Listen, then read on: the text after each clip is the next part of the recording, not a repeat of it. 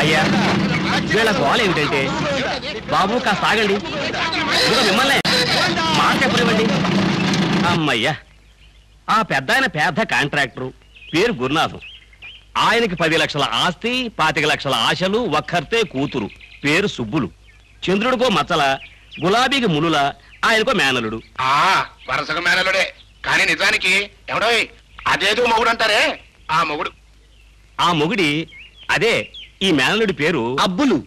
డబ్బు లేని అబ్బులు సుబ్బుల్ని వలచాడు. 1,00,000 రూపాయలు కన్యాశుల్కం ఇచ్చిన వాడికే పిల్లనిస్తారంటాడు గురునాథం గారు.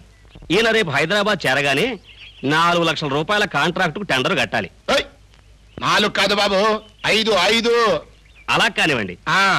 టెండర్ పని కాగానే సాయంత్రం 5 గంటలకి హైదరాబాద్ లోనే సుబ్బులకి పెళ్లి చూపులు. గాడిది గుడ్డేం కాదు, అవేమి జరగవు సార్. నేను ప్రేమించిన అమ్మాయిని ఇంకొకరితో పెళ్లి చూపులకు మోసుకెళ్ళడానికి నేనేమన్నా నలమహారాజును అనుకుంటున్నారా? నానా సారీ. గురునాథం గారు ఇంకో పెద్ద తప్పటడుగు వేశారు.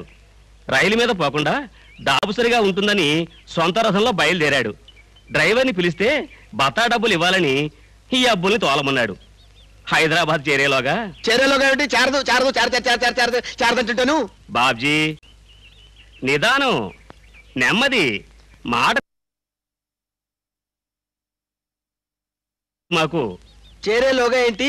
ఇది అసలు హైదరాబాద్ చారనే చారదు, చారనే చారదు, చారదంటే చారదు, చారనే చారదు, చారదంటే చారదు, చారనే. మావయ్య, నువ్వు ఆ టెండర్ కట్టను లేవు, సుబ్బుల్ని పరపురుషుడికి చూపించను లేవు. సుబ్బులు నాది, నా జన్మ హక్కు. గాడిద అడ్డగాడిదని చదువా సంధ్య ఆస్తా పాస్తా 1 లక్షదే పిల్లనిస్తా. ఎంత? 1,00,000? అయినా కారెందుకు కాపేవరు నువ్వు? అవతల టైం అవుతుంది, పోనే. ఈ రథం అడంగి చేరుతుందా?